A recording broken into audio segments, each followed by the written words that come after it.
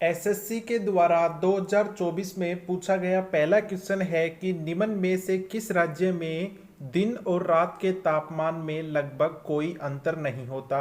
यानी कोई भी डिफरेंस नहीं होता, जैसा तापमान दिन में होता है वैसा ही रात में होता है। तो एक मात्र राज्य है, वो है केरल। ऑप्शन नंबर बी बिल्कुल राइट है। ये तो राज्य की बात हो गई। अगर आपको कहे कौन सी यूनियन टेरिटरी है, तो वो है अंडमान और निकोबार। कई बार दोनों भी साथ पूछ लेता है। यहां से दूसरी क्वेश्चन ये पूछ सकता है, सबसे कम अंतर वाला बता दिया।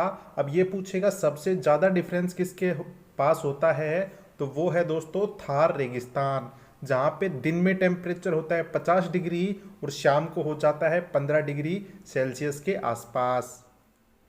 ये आने वाला क्वेश्चन तो आपने कहीं नहीं पढ़ा होगा कि निम्न में से कौन सी पंचवर्षीय योजनाएं दो राजनीतिक दलों की सरकारों द्वारा तैयार की गई थी। आपने बहुत पढ़ा होगा हेरा डोमर मॉडल, ये मॉडल वो मॉडल। क्या आपने ये क्वेश्चन पढ़ा था? तो आपको बता दूं, वो योजना थी छठे नंबर की पंचवर्षीय योजना।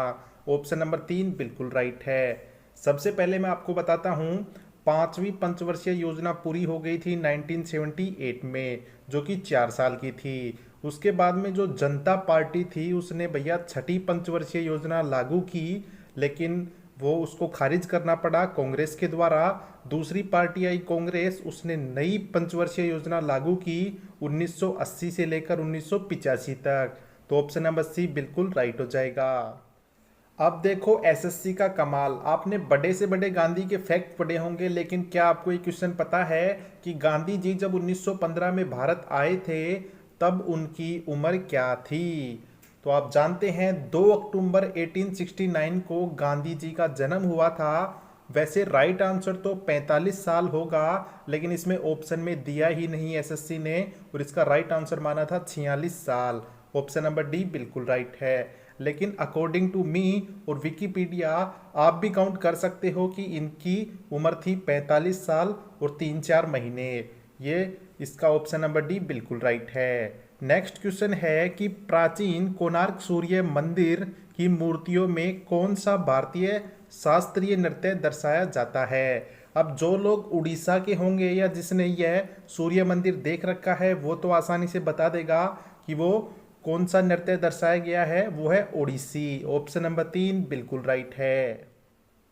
शिवाजी ने अपने शासनकाल में हिंदुओं में देशभक्ति की भावना जगाने के लिए किस त्योहार की शुरुआत की थी? तो वो त्योहार था दोस्तों गणेश चतुर्थी का। ऑप्शन नंबर 2 बिल्कुल राइट है। अब शिवाजी से 2-3 संबंधित फैक्ट पूछता है जो कि आपको ध्यान रखने हैं। सबसे पहले कि शिवाजी ने छत्रपति की उपाधि धारण कब की? तो वो साल थी 1674 की। दूसरा फैक्ट यहाँ से पूछता है कि ये मराठा के किस घराने से बिलोंग करते थे? ये क्वेश्चन पहले पूछा जाता था, अब नहीं पूछ रहा है, लेकिन फिर भी आपको पता होना चाहिए कि ये भोसले घराने से संबंध रखते थे। फुटबॉल से संबंधित एकदम लल्लन टॉप सवाल है कि फुटबॉल मैच में यदि किसी भी टीम में कितने से कम खिलाड़ी हों तो फुटबॉल मैच को शुरू करने के बारे में सोच भी नहीं सकते। अब आपने तो केवल 11 याद कर रखा होगा कि फुटबॉल मैच में 11 खिलाड़ी खेलते हैं। 11 तो भाई साहब ऑप्शन में ही नहीं दिया एसएससी ने। इसका राइट आंसर है 7 खिलाड़ी से अगर कम होते हैं तो मैच के बारे में सोच भी नहीं सकते। ऑप्शन नंबर बी बिल्कुल राइट है। कितनी मिनट का मैच होता है फुटबॉल में? तो 90 मिनट का खेल होता है। 45-45 के 2 पड़ाव होते हैं। इंटरवल इसमें कितनी देर का होता है? 15 मिनट का। स्वर्ण सिंह समिति, जो कि मौलिक कर्तव्य के लिए काफ़ी फेमस समिति थी, इसी के तहत इनको लागू किया गया था भारत में। यहाँ से ये पूछा गया है कि स्वर्ण सिंह समिति ने कुल मौलिक कर्तव्यों को शामिल करने का सुझाव दिया था। नंबर पूछे गए हैं तो भाई साहब टोटल 10 मौलिक कर्तव्य लागू किए गए थे 42वें संविधान संशोधन 1976 के तहत। उनमें से 8 मौलिक कर्तव्य किसके सुझाव थे? स्वर्ण सिंह समिति के, और 2 जोड़े गए थे केंद्र सरकार के द्वारा। तो टोटल 10 हो गए। 11वें के बारे में आप जानते ही हैं, 2002 में जोड़ा गया था। राजा राम मोहन राय ने डेविड हेयर के सहयोग से 1817 में कलकत्ता में निम्न में से किस शैक्षणिक संस्थान की स्थापना की थी? यहाँ से आपको 3 से 4 क्वेश्चन क्लियर करने वाला हूँ। सबसे पहले जानते हैं किस संस्थान की स्थापना की, तो वो थी हिंदू कॉलेज। ऑप्शन नंबर 2 बिल्कुल राइट है। कब की थी? 1817 में। कहाँ पे? कलकत्ता में। और तीसरा पॉइंट किसने की थी? राजा राम मोहन राय ने। चौथा आप ये भी ध्यान रख सकते हो किसके सहयोग से, बाकी इतना इंपॉर्टेंट नहीं है।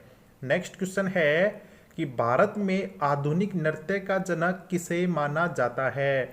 मोस्ट इंपॉर्टेंट क्वेश्चन है दोस्तों, वो हैं उदय शंकर जी। बार बार पूछा जाता है। ऑप्शन नंबर 4 बिल्कुल राइट है। मंगल पांडे ने चर्बी वाले कारतूस का प्रयोग करने से कहाँ मना किया था? तो उस जगह का नाम बताना है। वो जगह थी बैरकपुर की। ऑप्शन नंबर 3 बिल्कुल राइट है। अब मंगल पांडे से संबंधित 2-3 क्वेश्चन पूछे जाते हैं, जैसे कि उनको फांसी कब दी गई थी? तो फांसी मिली थी 1857 में। दूसरा इंपॉर्टेंट है कि किस रेजिमेंट से बिलोंग करते थे मंगल पांडे?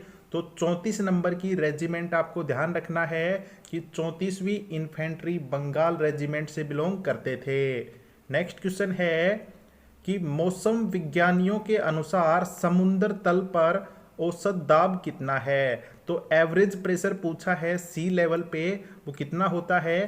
तो एक फिक्स वैल्यू है, आपको याद रखनी है। दोस्तों 2023 में एसएससी सीएचएसएल हुआ था, उसमें यह क्वेश्चन 3 बार रिपीट हुआ है। तो उसकी वैल्यू है 1013 MB। यहाँ पे MB का मतलब है मिली बार। ऑप्शन नंबर 1 बिल्कुल राइट है। यहीं पे आपको ध्यान रखना है, स्टडी ऑफ ओशियन क्या कहलाता है? तो ओशियनोग्राफी कहलाता है। भारत की जनगणना 2011 के अनुसार भारत के किस राज्य में सर्वाधिक बौद्ध आबादी है? बौद्ध लोग सबसे ज्यादा कहाँ रहते हैं भारत में? तो वो रहते हैं दोस्तों महाराष्ट्र में। अब एक छोटी सी स्टोरी सुनिएगा भाई। हम जब 2011 में गणना की गई 100% थे, उनमें से 0.7% क्या थे? बौद्ध लोग थे, जिसकी वैल्यू कितनी थी? 0.84 करोड़ लोग कौन थे? बौद्ध धर्म से संबंधित थे। अब उन 0.84 करोड़ में 17% दोस्तों कहाँ पे रहते हैं? महाराष्ट्र राज्य में रहते हैं, जो कि सबसे ज्यादा है। स्वतंत्रता के बाद पहले राष्ट्रीय खेलों का आयोजन कहाँ पे किया गया था? यानी 1947 के बाद में जो पहले राष्ट्रीय खेल हुए थे, कहाँ पे हुए थे? 1948 में हुए थे लखनऊ में, यानी यूपी की राजधानी लखनऊ में। अगर आपसे स्वतंत्रता का नाम ना करे तो आपको याद रखना है 1924 में हुए थे लाहौर में, जो कि सबसे पहले हुए थे। अगर आपको कह दे कि पहले आधुनिक राष्ट्रीय खेल कहाँ पे हुए थे, तो वो हुए थे दिल्ली में 1985 में। तो ये तीनों फैक्ट आपको ध्यान रखने हैं।